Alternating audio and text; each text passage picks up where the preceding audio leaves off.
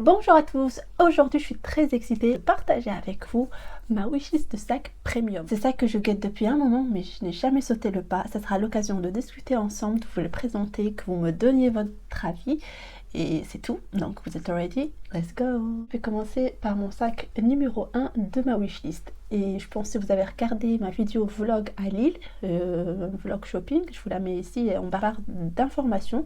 Dans cette vidéo, je vous avais présenté le sac Coach. Le modèle Toby 26 en couleur craie. Il y avait presque, je pense, toutes les couleurs de disponibles, donc j'ai eu l'occasion de les toucher, de les essayer, de vérifier par moi-même la qualité, la souplesse, et vraiment ça couchait toutes les boxes. Ça correspondait à tout ce que je cherchais. Donc normalement je suis pas une Coach fan, mais du tout, vraiment du tout, parce que leur logo à la base ça me dérangeait, le C qui me rappelait le Gucci, malgré que dans le Gucci on a 2 lettres, mais ce C là, moi c'était limite, même leur monogramme etc, ça me bloquait. Mais je dis pas que c'est moche, pas du tout, mais personnellement j'arrivais pas à regarder dans la direction de Coach, mais ce sac Toby 26 m'a réconcilié avec la marque clairement, donc j'ai hâte de mettre la main dessus. Donc la première raison étant que s'il soit beau, que ce modèle est magnifique, et la couleur également, la couleur. On peut parler ça en deuxième point, oui, parce que cette couleur craie avec les attributs gold un peu vieillis, c'est quelque chose qui manque à ma petite collection. Ce format-là manque à ma collection. Quoi d'autre? Sa façon de porter à l'épaule en mode bandoulière, vraiment, ça coche encore une box.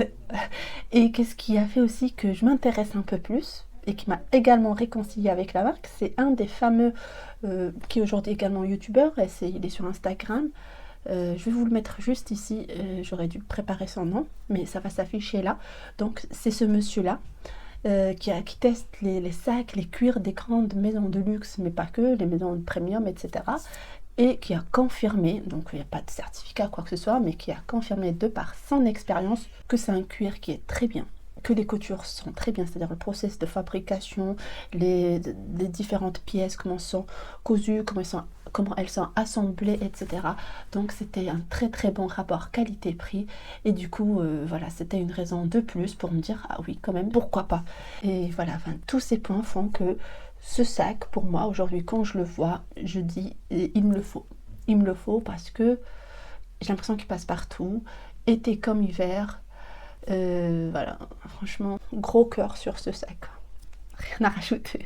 Juste le prix qui est de 475 €. Je pense que ça augmente, je ne l'ai pas suivi avant, mais je compte bien le suivre à partir de... Depuis quelques mois, je le suis. Donc affaire à suivre. J'espère mettre la main dessus d'ici la fin de l'année. Il ne reste pas beaucoup. Donc à voir lequel je vais prendre en premier. On continue dans la liste, comme ça vous allez me dire sur lequel je vais jeter mon dévolu.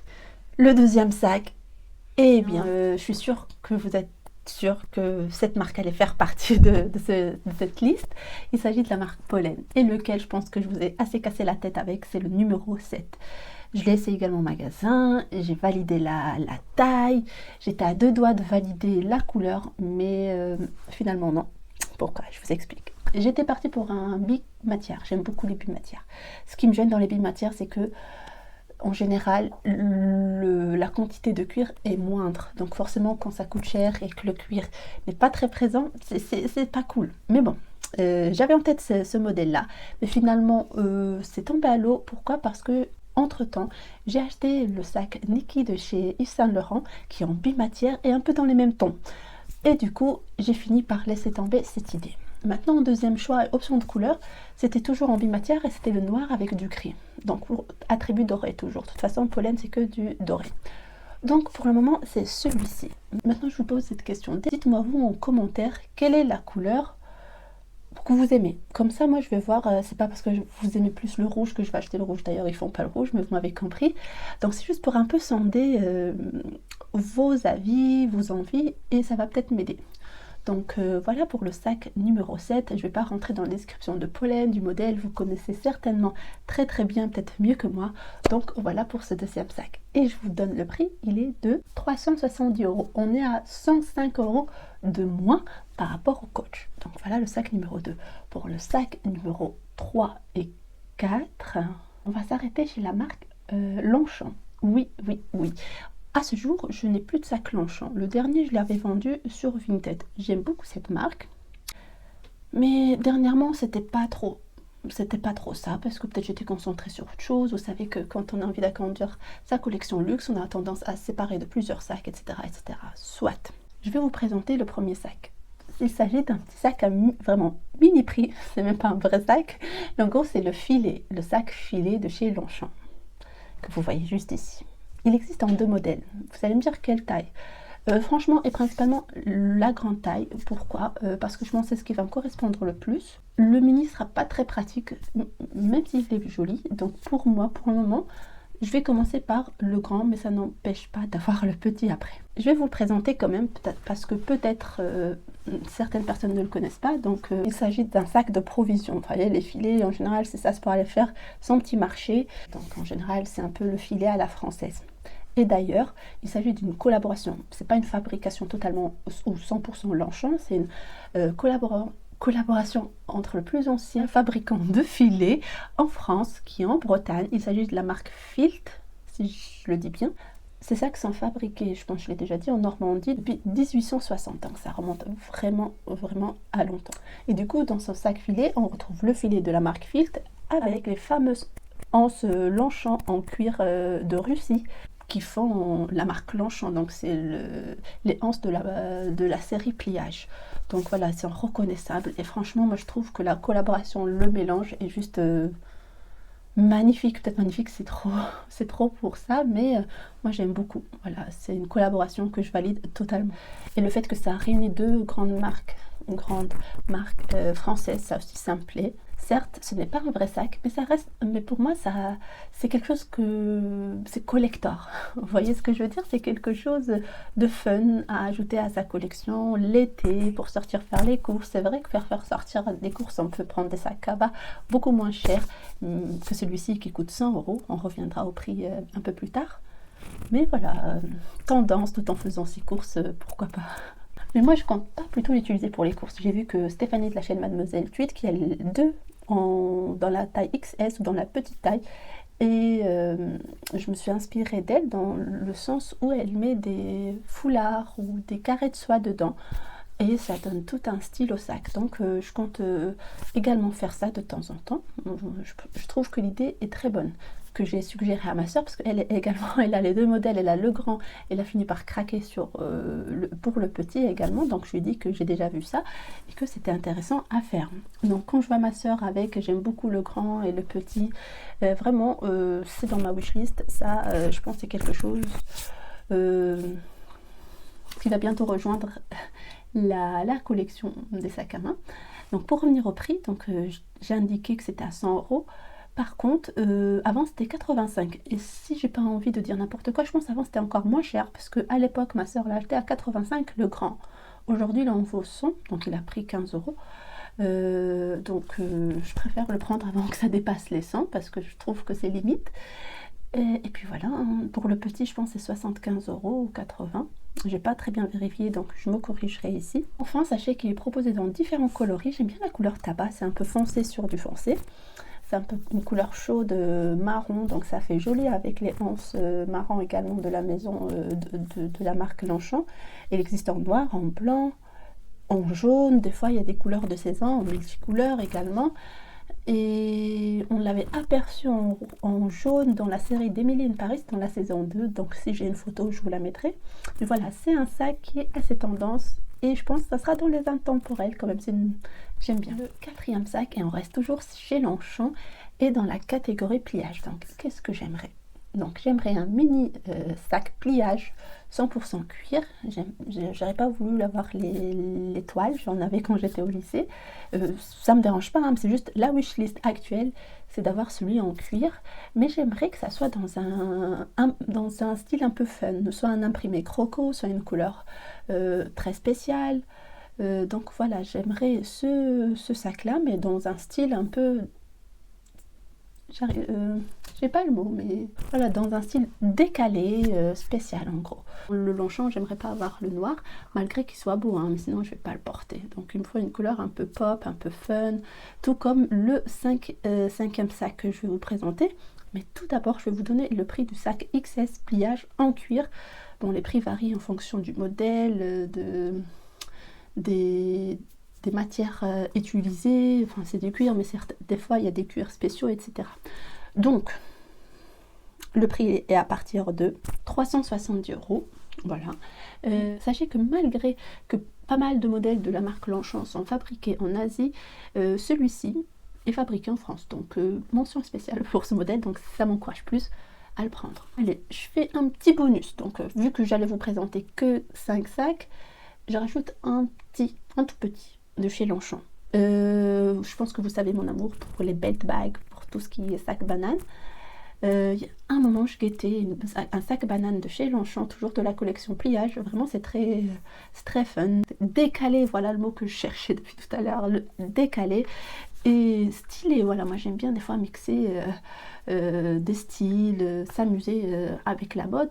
Et une banane comme ça, avec le pliage, des couleurs pop, j'aime bien. Le prix il est de 65 €, peut-être ça va augmenter également. Mais voilà, je pense que un jour, je pourrais craquer, peut-être en même temps que je craquerai pour le filet, je sais pas. Mais voilà, ces sacs bananes, j'essaie de mettre plein de photos pour vous donner des idées ou de ce que propose, parce que des fois, c'est en fonction des saisons, en fonction des collections, ça change. Mais voilà, le sac belt bag banane, plutôt c'est pas un belt bag, c'est plutôt un sac banane à 65 € de chez Longchamp, ça me dit bien. Ensuite, on va passer au 5e sac officiel. Il s'agit d'un sac Jacquemus. Oui, je l'ai laissé à la fin parce que je sais qu'il y a deux familles, on va dire. C'est-à-dire, il y a la salle qui identifie le Jacquemus comme étant du luxe et d'autres comme étant du premium. Eh bien, moi, je suis entre les deux. Pourquoi? Parce que Jacquemus, pour moi, ça reste comme une marque accessible. Contrairement aux maisons de luxe, la plupart ne sont pas accessibles. Ils ont des produits qui appellent la cliente, on va dire, populaire, hein, entre guillemets. Mais en général, Jacquemus, même leur prêt-à-porter, il est à la portée. Vous voyez, il est accessible, contrairement au Yves Saint Laurent, même au Gucci, on va dire des marques pas très très luxe. Et bien même eux, leur prêt-à-porter, des fois, c'est beaucoup plus cher que les sacs à main. On parle pas de Chanel, etc. C'est du luxe à 100%. Mais voilà, le Jacquemus, pour moi, il n'est pas encore luxe. Voilà, leur article, c'est vrai que c'est cher. Mais pour le moment, je pense qu'ils sont en bonne voie pour devenir du luxe. Parce que certes, ils organisent des gros défilés de mode dans les grandes Fashion Week partout dans le monde. Mais vous voyez, Jacquemus, c'est un level au-dessus. Parce que je trouve, hein, c'est que mon avis, parce qu'ils ont apporté quelque chose de nouveau, quelque chose de spécial. Et du coup, ils ont été tout de suite classés dans une catégorie mi-luxe, mi-premium. Donc, à voir. Mais je pense qu'ils tendent plus vers le luxe, malgré leur accessibilité. Donc voilà, le sac que j'ai dans ma wishlist est un sac, c'est le Grand Bambino, avec la bandoulière réglable. La couleur, je voudrais une couleur pop. Et en ce moment, sur leur site internet, il y a une couleur orange, mamma mia. Alors, je vais juste dire qu'est-ce qui me dérange. Ce qui me dérange chez Jacquemus, c'est leur cuir lisse. Et je sais que c'est pas un cuir épais. Je sais pas c'est quoi comme cuir. Si je le trouve, je le mettrai juste ici en bas de l'écran. Mais je trouve que le cuir n'est pas très... Il est très fin, à mon sens. Et le logo Jacquemus, alors sur le site internet, on le voit clair, net.